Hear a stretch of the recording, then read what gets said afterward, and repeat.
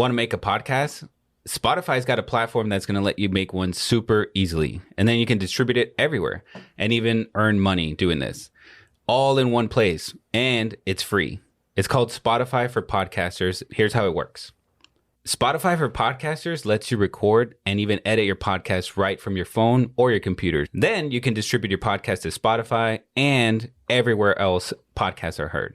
Ever since we discovered Spotify for Podcasters, it's been really great. Really get the people involved and ask questions and get ideas for new podcasts. So it's really helped us. And I highly recommend you give it a try. So download the Spotify for Podcasters app or go to www.spotify.com/podcasters to get started.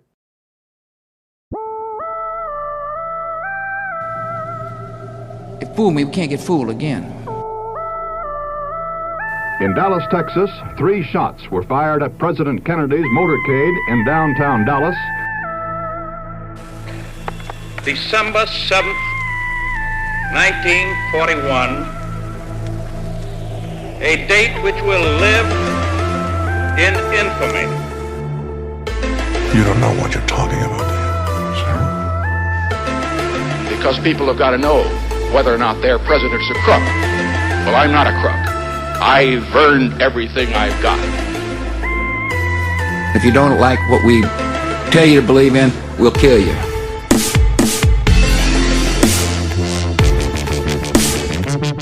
All right, kids.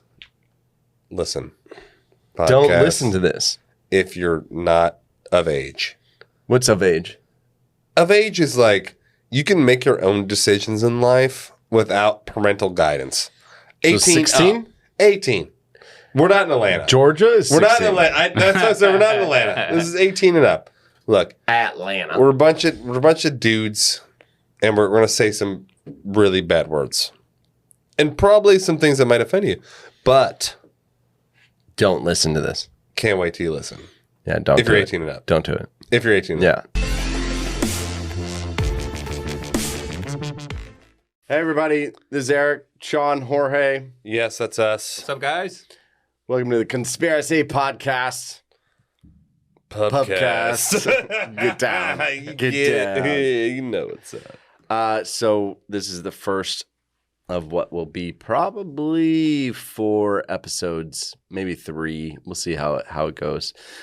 John F. Kennedy. It's a meaty one. Oh, You know, we got a lot to worst. get into today.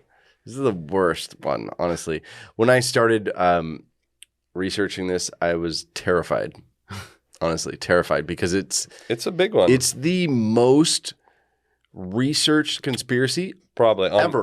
in the history of mankind. ever. Right. So we want to make sure we get it right, and so we Yeah, got like a lot of what? details. to Yeah, like 2,000. I looked it up. 2,000 books share. just on his death, not on his life.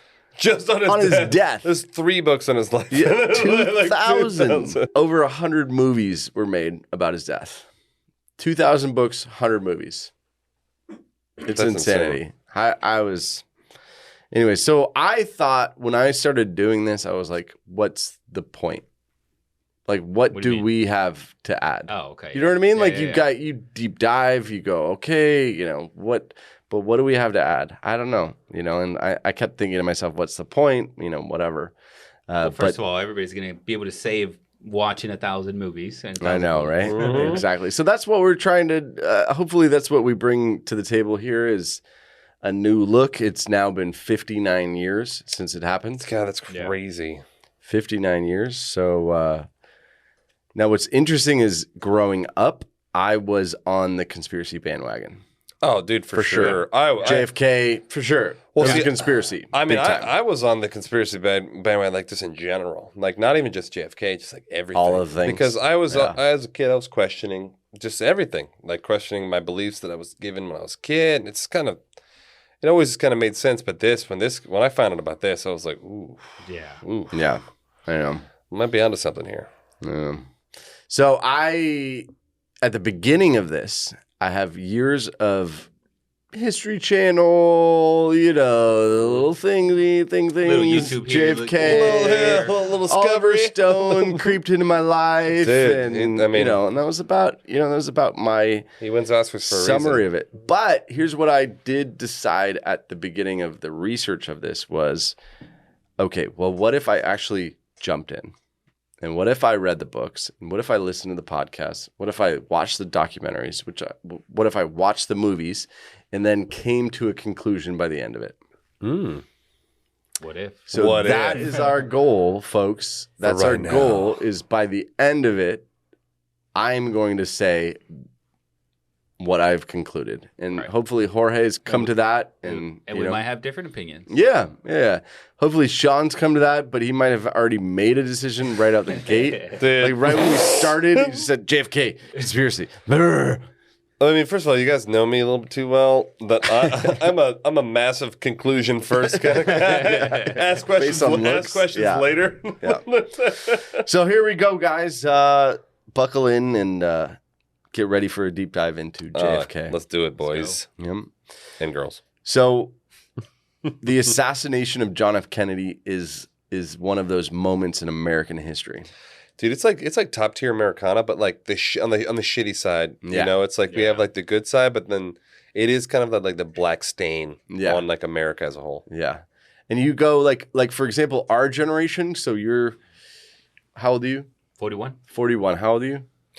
72. I'm 33. 33. I'm 38. So our generation, our biggest, in my opinion, I could be totally wrong, but my opinion is our biggest like holy shit moment is 9/11.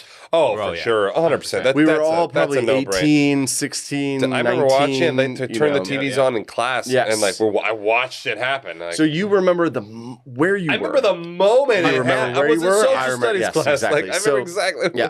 So our generation knows exactly where they were, what they were doing, etc. It was a quintessential, yeah. JFK was the same for the older generation. Oh, for sure. Oh, Yeah, I mean, that yeah. was like life They defining stopped moment. everything, like the class stopped or whatever, wherever you were, Right. and everybody was hooked. And so, in my opinion, it was a bit of a gut punch to the American way of life.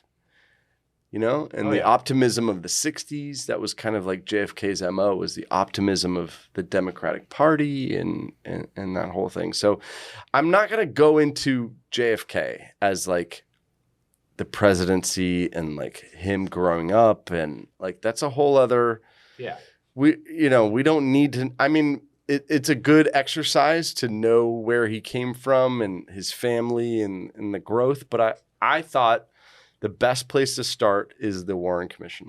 Oh, for sure. I mean, I don't even know? I don't even say anything right now, but just go into that. So the Warren Commission is the government's official response investigation of what happened to JFK. Okay. So a majority of this episode is pretty much, it's actually almost word for word. the Warren Commission. Yeah. Right? Because if we can start with what is the official version, then we can go from there. Branch and go, off. Then you there can you branch go. off into the other information that has been provided. Yes, Conspiracy. exactly. But if we Not don't even know, necessarily conspiracy. It's actually like there's a little eyewitness testimony. Yeah. That's not Yeah. detailed in the Warren Commission. I actually was talking to somebody the other day, and we were talking about the JFK's conspiracy, and they didn't even know anything about J.D. Tippit. J.D. Tippit, and we'll get into it later, but J.D. Tippit is a major part of the story. They didn't even know. So the point of doing the Warren Commission is that going over all the data that they researched, they investigated, they put down in an 888-page report and gave to the president. And it was actually this as an aside, just throw this out there before we get into it. The Warren Commission was pretty swift. It happened it didn't take a very long time. Yeah, it was less than a year or about a year. Yeah.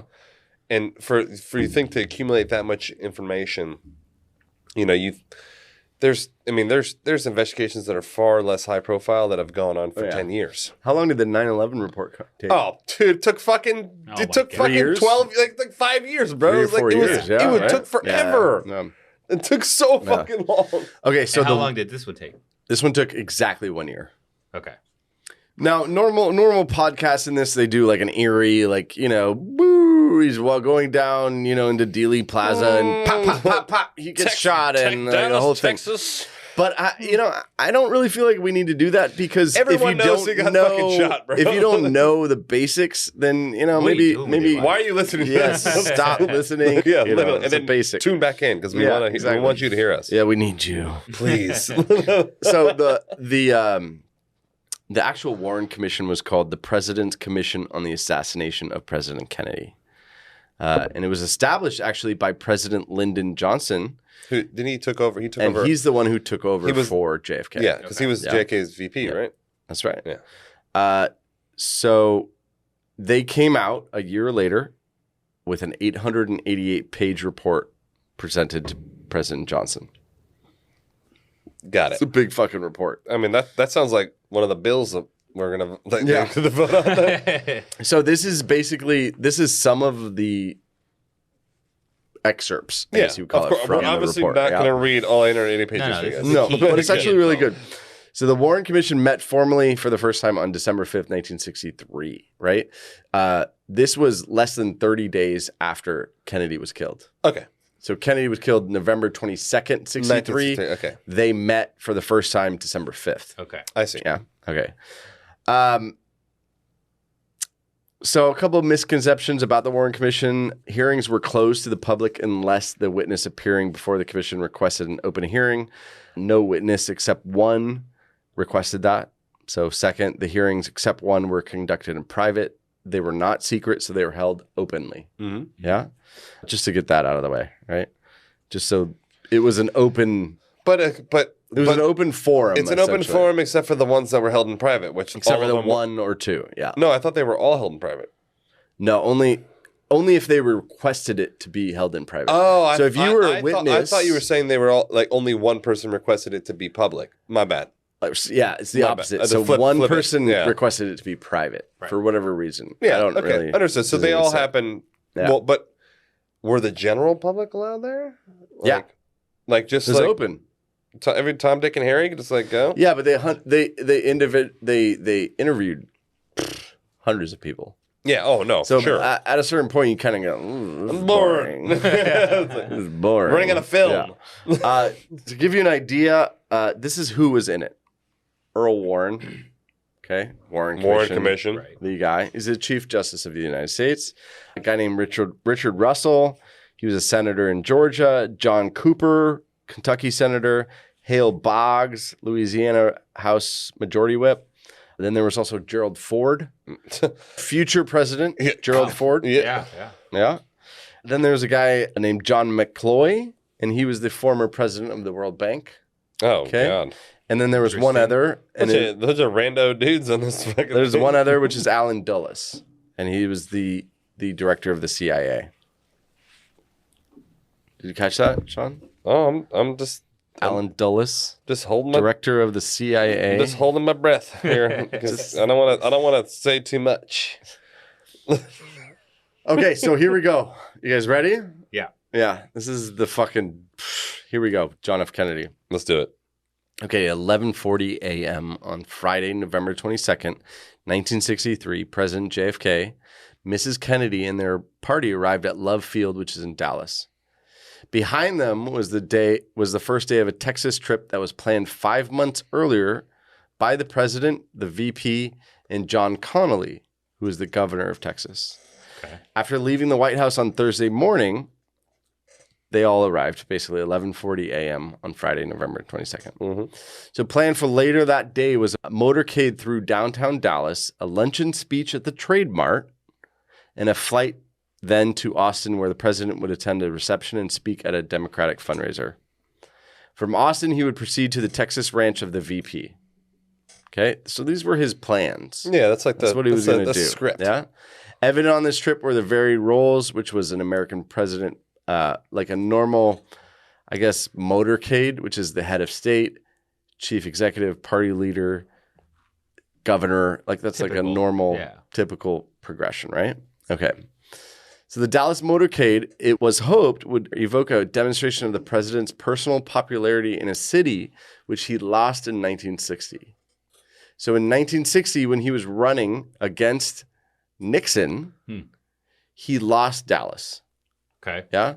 So he went then there to kind of pump it up. Yeah. I guess is the word, right? Win them back. Pump it up. Yeah. So it was decided that it would be 2 days. Okay. And those responsible for planning were the governor, which is Connolly, right? And then Kenneth O'Donnell, which is a special assistant to the president. Okay. Okay, good. So the Secret Service was told on November 8th that 45 minutes had been allotted to a motorcade procession from Love Field, which is the airport, to the site of the luncheon. So 45 minutes of driving. Yeah. Slow. Boring. Super slow, right? So after considering the facilities and security problems of the buildings, blah, blah, blah, a place called the Trade Mart was chosen. Okay, Trade Mart is like... That's where he was going to speak. Yeah, that was where he was at he the luncheon speech. That's right. That's where he was going to go to, like, that's the end of his motorcade. Right. And what a Trade Mart is it's basically like, they don't have it anymore really, but it's like, just imagine a mall mixed with a conference center. Okay. Where they have like booths. Like you ever go to a conference and then everybody's got a booth? Yeah. Now throw in a mall. Well, why would there be? I know it's called a Trade Mart. I don't know. Like, I thought that was just the name of the place. No, it is just the name of the place, but that's what it means. That's what it was. Okay. Yeah. Then there was a Trade Mart. Here you go. It's so stupid. I know. Maybe that's why it stopped being a thing. So the route was approved by a local host committee and the White House representatives on November 18th and publicized in the local paper starting on November 19th. So that means it was made publicly known November 19th. Oh, like what he was going to do, like his agenda. Route. Yeah, exactly. So that is important. So yeah, for sure. He was killed on November 22nd.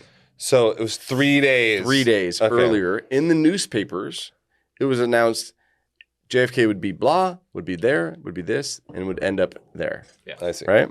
Okay. This advanced publicity made it clear that the motorcade would leave Main Street and pass the intersection of Elm and Houston Street as it proceeded to the Trade Mart by way of the Stemmons Freeway. So by mid-morning of November 22nd, the clearing skies in Dallas dispelled the threat of rain, and the president greeted the crowds from his open limousine without his bubble top on it. I can imagine like the bulletproof bubble top must be so fucking Akko. Right? So apparently JFK wanted it to not have a bubble top. Yeah, probably like wanted to like be like a real person. He's like a fucking dude. He wanted to say hi to everybody. He wanted to shake their hands, and he wanted to be real. Exactly what you're saying, right? So to the left, and who doesn't love a drop top? Come on. I know, right? Like especially I want the wind in my hair. the 60s, baby. You're like, woo! So to the left of the president in the rear seat was Mrs. Kennedy. Mm-hmm. Okay, so president's here. Yep. To the left of the president in the rear seat is Jacqueline. Yeah. Mm-hmm. Yeah. Okay, in the jump seats were Governor Connolly. That's in front? Or? No, so in the the front. the jump seat's like a little side seat that like kind of pop. It's almost it's like it's hard to explain. It's like a little seat that pops down. Yeah, it's, kind of it's on the side. And what's in in front? It's in the front. It's in the two front seats, but they're not really like. They're not really seats. They're like they call them jump seats because they're lower, right? They're lower and they're actually back a little bit, okay, right? And they're not really normal seats, and that's It's like I'm assuming they call it jump street or seats because you can jump the fuck out of them real quick. I'm out. But we'll have to look that up. We should have later. put Kennedy in the jump seat. I know, right? Yeah, seriously. Okay, so Connolly was in front of the president. Okay, and the wife was on the left. Yeah. Okay. And Agent William Greer in the Secret Service was driving. Okay. And Agent Roy Kellerman was sitting to his right. Okay. You tracking? Yeah. Yeah. So what's really important in this whole thing is that Connolly was lower than JFK. Yeah. Okay. That's right. It's really important to know that. It's not like you're just sitting in front of me. Connolly was lower, lower in front of me. Yeah. Yeah. Because Just the way that the seat He's was. ready to jump. Yeah, because he's ready to go. Jump seat. So directly behind the presidential limousine was an open follow car that had 8 Secret Service agents. 2 in the front, 2 in the rear, 2 on each running board. The ones that are standing. They're actually outside the car, yeah. Right. These agents, in accordance with normal Secret Service procedures, were instructed to scan the crowds, the rooftops, the windows of buildings, overpasses, look for sketchy motherfuckers. Exactly. Sure. Right? Behind the follow-up car was VP car carrying the VP and Mrs. Johnson and Senator Ralph Yarborough. And next were a VP follow-up car and several cars and buses behind that, right? They're like the scrubs. Yeah. They're still like on the VIP list, but they're like, scrubs. Exactly. Okay, so now we know the lay of the land, right? So here we go. The motorcade left Love Field at 11:50 a.m. Proceeded through residential neighborhoods, stopping twice because JFK requested to greet well-wishers by shaking their hands. Okay. I'd love So to stopped twice, right? Each time the president's car halted, Secret Service agents from the follow-up car that we just learned moved forward to assume protective stances with the 8 homies near the president and Jacqueline. As the motorcade reached Main Street, things got out of control. It was like too many crowds. Too many. So many Paparazzi. And like eight dudes can't do shit. Yeah. The word that the Warren Commission used was tumultuous. Ooh, tumultuous. What's a tumultuous word. Yes. So as the president's car approached the intersection of Houston and Elm, there loomed directly, this is how they stated, there loomed directly ahead on the intersection northwest corner a 7-story orange brick warehouse and office building. And that was called the Texas School Book Depository. You can tell this shit was written in the 60s too. Yeah. There loomed. I'm like, damn, it's like a fucking like rapping at my chamber door. So as of note, riding in the VP's car was an Agent Rufus Youngblood of the Secret Service. Rufus Youngblood, dude. I'm gonna name my first son. He's on record as noticing that the clock atop the building indicated 12:30 p.m. scheduled arrival time at the trademark. So they were behind. Oh yeah.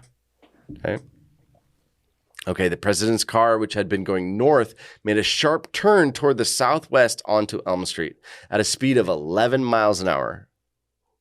It started down the gradual descent toward a railroad overpass under which the motorcade would proceed before reaching the Stemmons Freeway. Okay? Now, I've been there. I went there. Eric has been on. I went to do this whole thing. I did the Dealey Plaza. I did the book depository. I did all of it, right? That's the kind of research we'd bring you guys. We're on site. Literally, me and Jorge sent Eric there with our own credit cards. That's right. That's right. We did There's not still do an that. X in the middle of the street, too. Yeah. It's crazy. I spray painted it. It's tape. It's like white duct tape. That's what I said. Yeah, that's my accent. That's what I said. But it's basically a sharp. So just imagine you're going downtown Maine, like you're going downtown, and then it's a left. Oh, you're like beep, beep. And then you go downhill, and then there's an overpass, and you go slow rolling. Right before you got to the overpass, that's when he got shot. So he was going 11 miles an hour. Okay, the front of the Texas School Book Depository was now on the president's right. So he was going that way. So the big building's on the right-hand side, right? And he waved to the crowd assembled there as he passed the building. Dealey Plaza, which is an open landscaped area marking the western end of downtown Dallas, stretched out to the president's left.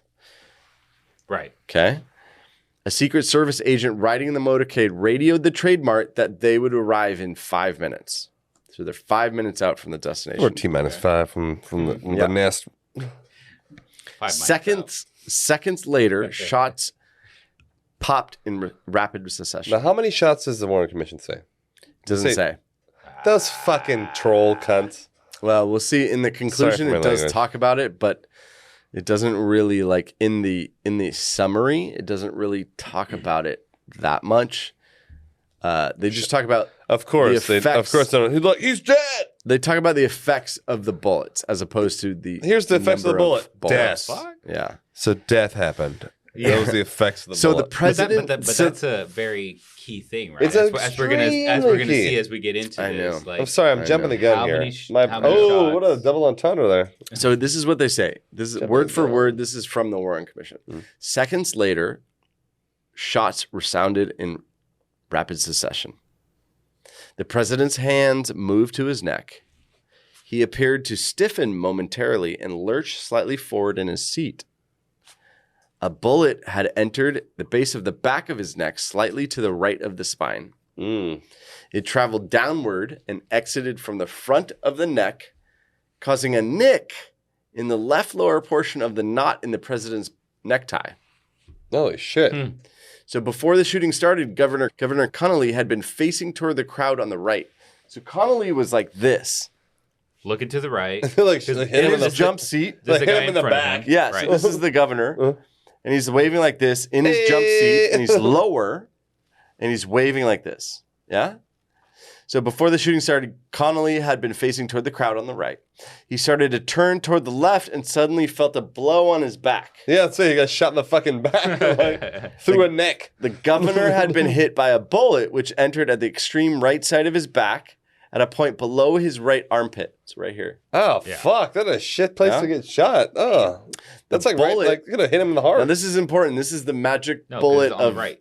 This is the magic bullet You're of right. Oliver Stone. Shut up, Jorge. So the bullet traveled. Sean has his heart on the right, by the way, guys. I'm All a right, go special ahead. man. Go ahead. The bullet traveled through his chest in a downward and forward direction, exiting below his right nipple. Ooh. Okay. Okay. Save that nipple, baby. Right nip. It passed through his right wrist, What? which had been on his lap. Okay. So it's like a super down. It's like It's a downward angle, right? Huh. And then caused a wound in his left thigh. Jesus Christ! This fucking bullet just like This is the ruined magic this bullet, guy's right? whole This is life. what they call it, the magic bullet. "Quote unquote." So it magic bullet. it hit. So going Hit back Kennedy. a little bit, it hit Kennedy through the throat, Then hit homie in the back, hit him right out through the back, and the nipple, through his chest, nipple hit through his wrist through his leg. to his left thigh. Yeah. It's like, is this like a 50 cal? Like this just is fucking going, bro. Yeah, but even then, okay. The keep force going. of the bullet's impact appeared to spin the governor to his right. So then he went, and Mrs. Connolly pulled him down into her lap. That was amazing. Then another bullet struck Kennedy in the rear portion of his head. Yeah, and that's when his like fucking. That's when his like head. And that fucking, was the- it's like when the top of his head pops Yeah, off. that was back Yeah. into the left. Yeah. Back into the left. Yeah, because and Yeah. that's a key thing. The back and to the left. Back to the left. Because in terms of trajectory, we'll Yeah. get into that later. Yeah. Yeah. Sorry about that, guys. Sorry, my heart's already racing. Yeah, I know. So Secret Service agent Clinton Hill was riding on the left running board of the follow-up car. He heard a noise which sounded like a firecracker and saw the president suddenly lean forward and to the left. Hill jumped off the car, raced down the president's limousine. In the front seat of the P car, Agent Youngblood heard an explosion and noticed an unusual movement in crowds. He vaulted into the rear seat and sat on the VP in order to protect him.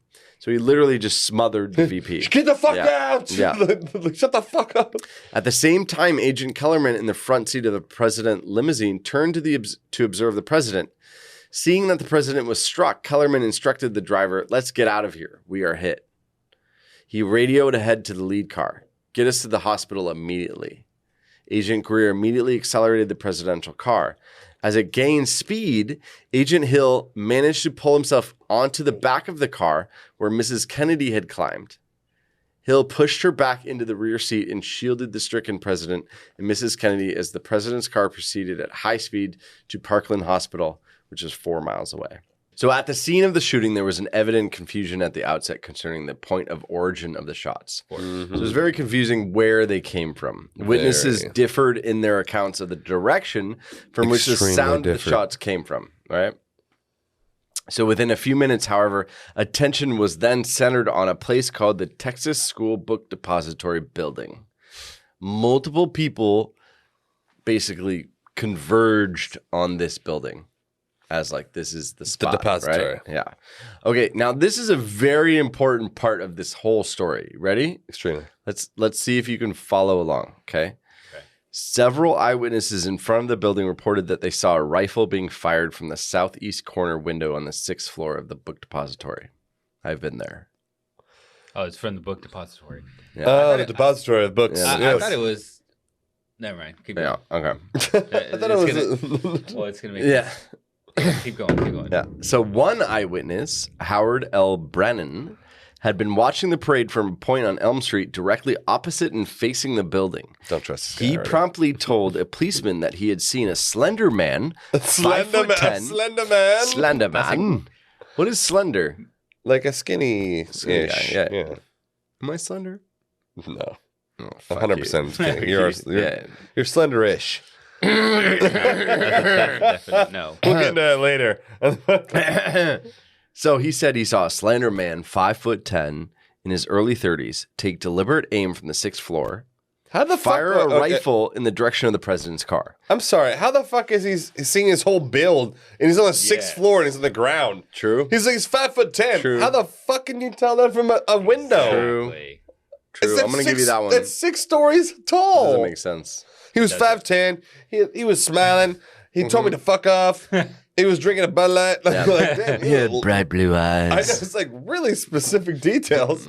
Like I can't That's true. see 6 like 2 floors stories. high is how high is that? A story is roughly 12 feet. So Okay, so he's like 70 to 100 80 feet. high. Yeah. Like, and he's like, 5'10". Yeah, Like, okay, yeah. got it. He was wearing a flannel. Definitely. Definitely a flannel. Hit a bulge on the left side, not the right. Oh. Is that a gay joke? No, of course not. Okay, so Brennan, which is the witness, Brennan thought he might be able to identify the man since he had noticed him in the window a few minutes before the motorcade made the turn. 80 feet above him. So at 12:34 p.m., the Dallas police radio mentioned the depository building as possible source of the shots. 12:45, the police radio broadcast a description of the suspected assassin based primarily on Brennan's observations. Yeah, because this guy is like God. Like, what the fuck? So when the shots were fired, a Dallas patrolman, Marion Baker, so Marion was riding in the motorcade at a point several cars behind the president. He turned right from Main Street onto Houston Street and was about 200 feet south of Elm Street when he heard a shot. Baker, having recently returned from a week of deer hunting. Now, what the fuck? Hold on. That's such a random point.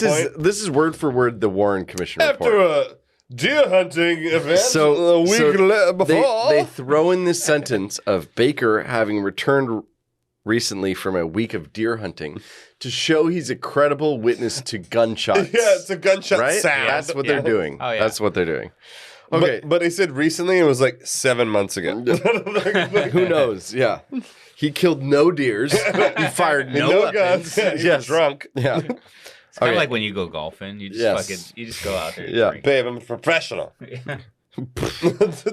Tiger called me. Okay, so Baker, having recently returned from a week of deer hunting, was certain the shot came from a high-powered rifle. Certain. He looked up. High-powered. He looked up and he saw pigeons scattering in the air from their perches on the Texas School Book Depository building. Dude, the Warren Commission shit reads like a shitty book. Oh my It just reads like a He terrible raced his motorcycle to the building, dismounted, scanned the area to the west, and pushed his way through the spectators toward the entrance. Is this John Wick, like, in the past? Like, Dude, that was fucking shit. There he encountered Roy Truly. And Roy Truly is the building superintendent for the Texas the book Depository. Yeah. God damn, that name's horrible. I know. So he offered Baker to help. Yeah? I'm a superintendent. So they sir. entered. So here we are. The assassination has already occurred. You got homie on the Baker on the bike. Yeah, vigilante. He comes in. He's a deer hunter from past from recently. rendezvous. And he comes in. He finds a superintendent standing outside of the building. He's like, "Hey, help me out. Let's go inside." Okay. So they go inside. And the fact that the guy's like, sure. They entered the building. They ran toward the 2 elevators that are in the rear. Finding that both elevators were on the upper floor, they dashed up the stairs. Not more than 2 minutes had elapsed. Book. So 2 minutes had gone by since the shooting. So when they reached the second floor landing on their way up to the top of the building, Baker thought he caught a glimpse of someone through the small glass window in the door separating the hall near the stairways from the small leading into the lunchroom. Okay? So gun in hand, Baker... Wait, gun in hand. How does he have a... Okay, so Deer Hunters has got a gun on him? No, he's a policeman. Yeah. Oh, Baker's a policeman. My bad. He's a patrolman. My bad. He's got a bike. I was like, damn. I was like, Yeah. if you're a deer hunter, you can just fucking have gun. Oh, it is Texas. It is Texas. Texas. It is Texas. You know what? Makes sense. He's got a gun on. I totally understand that. Lone Star. I know. He's like, open carry, bitch. So gun in hand, he rushed to the door and saw a man about 20 feet away walking toward the other end of the lunchroom. He was slender, 5'10". The man, super on point there. The man was empty-handed. At Baker's command, the man turned and approached him. Baker's command. Truly started up the stairs to the third floor ahead of Baker, returned to see what had delayed the patrolman. So Baker asked Truly whether he knew the man that he saw in the lunchroom. Do you know this man? Do you know this man? Yeah, who is this guy? Is he slender? Right? Truly replied that the man worked in the building. Whereupon, thank you, fucking Warren Commission. Whereupon, Baker turned from the man and proceeded with Truly up the stairs. So he saw a guy in the lunchroom, said, like, hey, bitch. Said, hey, no, this guy works here. Let's go forward.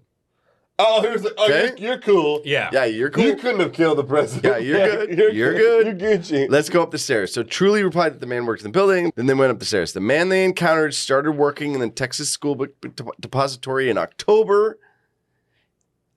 And his fellow... So like a month before. Yes, right? a month before, of which he was described by his coworkers as a loner. And his name was Lee Harvey Oswald. So within about 1 minute after his encounter with Baker and Truly, Oswald was seen passing through the second floor offices. In his hand was a full fucking Coke bottle, which he had purchased from the vending machine in the lunchroom. Right. So at least he, pays for his Cokes. Yeah. He was walking toward the front of the building where a passenger elevator and a short flight of stairs provided him access to the main entrance of the building on the first floor. Approximately 7 minutes later, at about 12:40 p.m., Oswald boarded a bus at a point on Elm Street, 7 short blocks east of the depository building. So he walked out of the depository building, went to a bus stop, got on a fucking bus. To where? Okay, here we go. Got 2 tickets to paradise. Sorry. The bus was traveling west toward the very building from which Oswald had come. Its route lay through Oak Cliff section, southwest Dallas, where it would pass 7 blocks east of where he was living. 7 blocks from where he was living at 1026 North Beckley Ave. On the bus was, this is a coincidence of all coincidences. On the bus. Is it? I know, or is it? On the bus was Mrs. Mary Bledsoe, which was one of Oswald's old landladies. Okay. It was this old landlady, like previous Does she recognize rentals. it? Oh, hey, Just imagine seeing your old landlady ever. Never, ever, ever, ever. The coincidence is absolutely I wouldn't even mind-blowing. recognize her because Yeah. I just would just never happen. So she was on the bus and she ID'd him. You know what I mean? Mm-hmm. Yeah. A little too. Oswald stayed on the bus for 3 to 4 minutes. Yeah. On the bus, he stayed on the bus for 3 to 4 minutes, during which time it proceeded only 2 blocks because of the traffic jam that was being caused from The death of a the president. crazy, out of control things. Oswald then left the bus. A few minutes later, he entered a vacant taxi that was 4 blocks away. So he went 4 blocks out of the He bus was like, drive, son. and got into a taxi, Like, right? Get out of here. Just drive. Where you Oswald- going? Avanti. Anywhere. So then he asked the driver to take him to North Buckley Ave, which is several blocks beyond where he was living. North Buckley. The trip was 6 minutes. Cost him 12 cents. So at about 1 p.m., he then arrived at his apartment. But I thought he went to Buckley He Ave. did. Confusing as shit, right? This is just the data that is there. Wow, Warren Commission's really top notch. So he took a cab 4 or 5 blocks away from his home. And then got out of the cab, walked to his apartment. Maybe he was like trying to like erase a tail or something? I don't know. So the housekeeper, Mrs.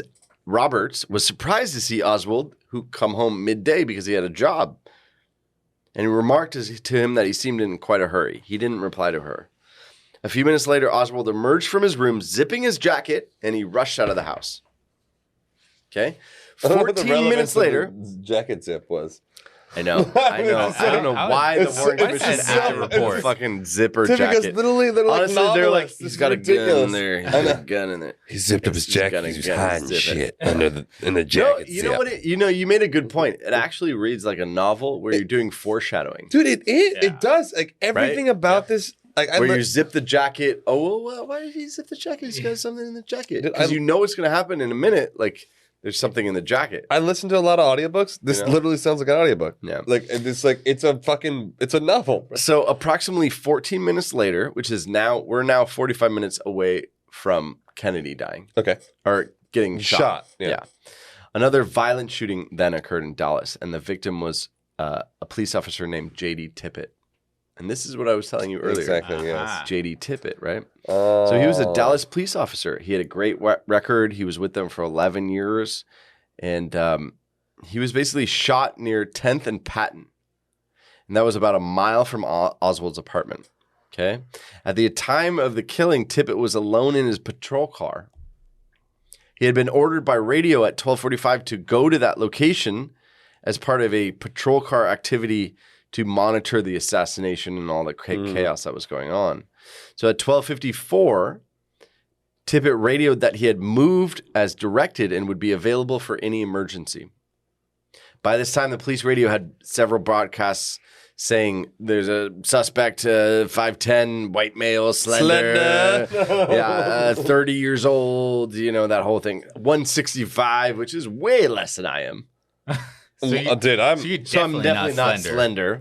I mean, I weigh 60 pounds. I'm beefed out. Yeah. Enough about us. Anyways. So at approximately 1:15 p.m., Tippit was driving slowly in a direction on East 10th Street. Creeping, as we say. Tippit pulled up alongside a man walking in the same direction. So he was going super slow. Guy was, how cops do. And guy was slender as fuck. He's super slender. 150 maybe. Super slender. He pulls up aside, but he pulls up to the side next to him. The man met the general description of the suspect. Hey, slender 5'10", slender. Hold your horses, slender man. So the man walked over to Tippit's car. He rested his arms on the door on the right-hand side of the car. And apparently they talked. Nobody knows what they said. They exchanged words. Tippit got out of his car. He opened the door and he went around. He's like in the driver. He went around, right? And went to the man. As he reached the front wheel on that side, the man on the sidewalk drew a revolver out of his zip jacket. I love it. Does it say out of his zip jacket? I added that in. Oh my god! No, but it does say. It says Tippit opened the door on the left side and started to walk around the front of his car. As he reached the front wheel on the driver's side, the man on the sidewalk drew a revolver and fired several shots in rapid succession, hitting Tippit 4 times, killing him instantly. Oh wow! An automobile repairman, Domingo Benavides. Can you help me out there, Jorge? Did I say that right? Domingo Benavides. Oh, Benavides. Heard the shots, and he stopped his pickup truck on the opposite side of the street about 25 feet in front of the car. He observed the gunman start back towards Patton Avenue, removing the empty cartridges, the shells, right, from the gun as he walked. Benavides rushed to Tippit's side. The patrolman was already dead by the time Benavides got him. He got hit 4 times. Did Benavides describe the guy he saw? Shit. Tippit was lying on his revolver, which was out of his holster, meaning Tippit tried to pull. But he got shot before he could do anything, yeah. Done, yeah. Benavides promptly reported the shooting to the police over the radio in the car. The message was received at 1:16 p.m. So as the gunman left the scene, he walked hurriedly back towards Patton Avenue, turned left, headed south. Standing on the northwest corner of 10th Street and Patton Avenue was Helen Markham, who had been walking on that. And she saw both the killer and Tippit cross the section. She saw the whole interaction, basically. She saw the man with the gun, cut through the corner, like the whole fucking thing. The whole shebang. Yeah. In the corner house itself, there's somebody named Mrs. Barbara Davis, and her sister-in-law heard the shots, rushed to the door, and saw the man walking across the lawn. You know, these are witnesses who saw it. Shaking a revolver as if he was emptying it, you know. Yeah, you were like old school. Yeah. Later that day, each woman found cartridges in their front lawn. Did they save them? I don't know. It doesn't matter. I don't know the answer to that. Sorry, yeah. continue. But this is in the Warren Commission. So as the gunman turned the corner, he passed alongside a taxi cab, which he parked on Patton Avenue. The driver, Scoggins, had seen the slaying and was now crouched behind his cab on the street side. The gunman cut through the shrubbery on the lawn. Scoggins looked up and saw the man approximately 10 to 12 feet away. In his hand was a pistol, and he muttered the words which sounded to Scoggins like "poor dumb cop." Poor dumb cock. You stupid cock. Well, I mean, his name was Tippins. Just poor dumb cock. He muttered the words on his dusty breath. The deepest bad of all bads that's ever existed. So stupid. I literally turned the word cop into cock. You just added 2 letters, brother. Okay. Damn it. So Scoggins looked up and saw the man approximately 10 to 12 feet away. Say scrotum, saw the man. In his hand was a pistol, and he muttered the words which sounded to Scoggins like "poor dumb cop" or "poor damn cop." Got it. So stupid. So much stupid. It's so stupid, but it's hilarious. God, we're such children. This bunch of kids. Okay. Anyways. So at 1:29 p.m., the police radio had noted the similarity in descriptions of the suspects in the Tippit shooting compared to the assassination. At 1:45 p.m., in response to a witness's call, I have information a suspect just went into the Texas Theater on West Jefferson. Within minutes, the theater was surrounded. So what happened is he went into a movie theater or a theater, whatever you want to call it, Texas Theater, motion picture house, and he didn't buy a ticket. He just walks in. Honestly, I'm supposed to be here. I got a reservation. Yeah, that's literally what he did. He just walked in, and they're like, "Hey, you have to pay," and he's like, "Fuck off," and he just walked in. I like it. Like he's like, and he's like, "Yeah, I'm doing it." So he went into that theater, and so anyways, then somebody called saying this is a weird guy. He fits this description. So then the house lights were turned up. The cops all showed up, and Patrolman McDonald and several policemen approached the man who had been pointed out to them by the original witness. McDonald ordered the man to his feet and heard him say, "Well, it's over now." The man drew a gun from his waist with one hand and struck the officer with the other hand. McDonald struck out with his right hand, grabbed the gun with his left hand, and after a brief struggle, McDonald and several other police officers disarmed him, handcuffed him, and drove him to headquarters, arriving at about 2 p.m. I feel like that seems like a little bit of an embellishment. Which part? Wow. There's like 25 cops, and like he's like, he pulled a gun on me. I subdued him quickly grabbed his arm with lightning. Maybe it was not as dramatic. I know. It just seems like they made it super dramatic, and like what probably really happened is like, "Hey man, I have a gun. Don't hit me." And they're like, "Got him." Get on the fucking ground, bitch. So following the assassination, police cars rushed to Texas School Book Depository in response to all the radio messages. Okay, shortly after 1 o'clock, Captain Fritz, who was the... I love that name, Captain actually. Fritz. He was the chief of homicide and robbery in Dallas police. He arrived to take charge of the investigation of the book depository. Deputy Sheriff Luke Mooney noticed a pile of cartons in the southeast corner. Okay? Cartons of cigs or Like, just boxes. Oh, okay. Boxes, cartons of boxes. He squeezed through the boxes and realized immediately that he had discovered the point from which the shots had been fired. Of course you did. On the floor were 3 empty cartridge cases. There's the 3, right? Even though he was only shot twice. A carton had apparently been placed on the floor at the side of the window so that a person sitting on the carton could look down towards Elm Street and the overpass and scarcely be noticed from the outside.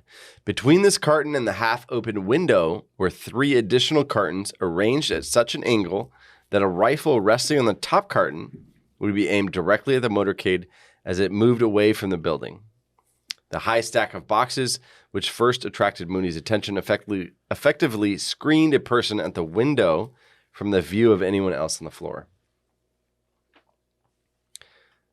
So Mooney's discovery intensified the search for additional evidence, and at about 1:22 p.m., which is 10 minutes after the cartridges were found, the Deputy Sheriff Eugene Boone turned his flashlight in the direction of 2 rows of boxes in the northwest corner near the staircase.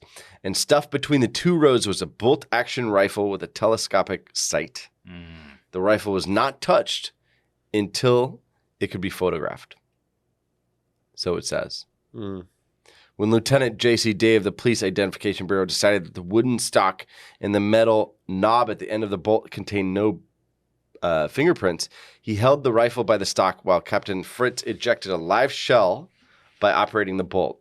Lieutenant Day promptly noted that stamped on the rifle itself was the serial number C2766, as well as the markings 1940, Made Italy, and caliber 6.5.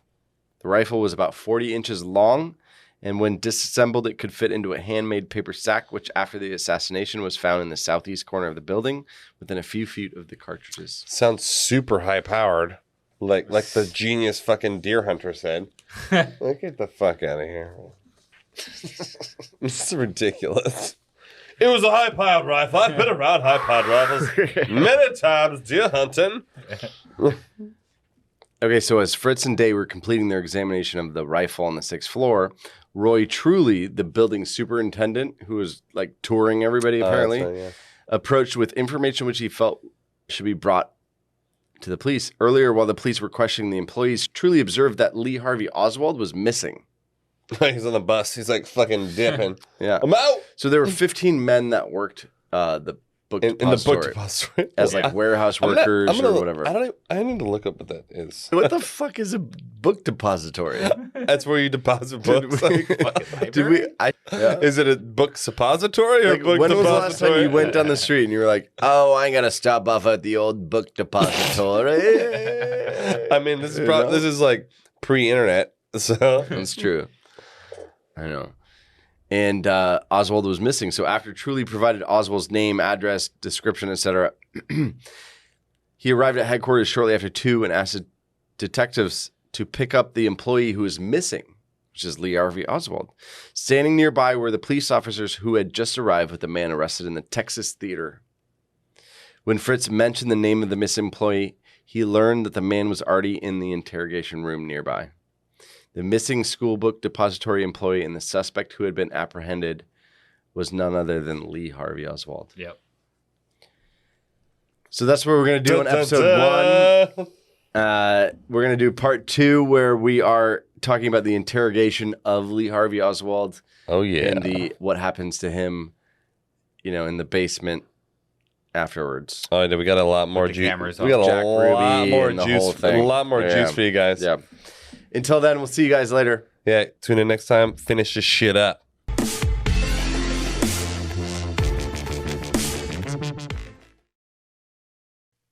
Hey guys, hope you enjoyed the show. If you want to reach out to us, please email us at info@theconspiracypodcast.com. You can check us out on Instagram at A Conspiracy Podcast. Also, don't forget to subscribe. You can catch a new podcast almost every week. Just hit the little subscribe button at the top. It's a plus sign. We love show ideas, corrections, hate mail. Above all, the most important thing you can do to support our show is leave a review. That's how this show keeps going, is by reviews from you guys. Thanks a bunch.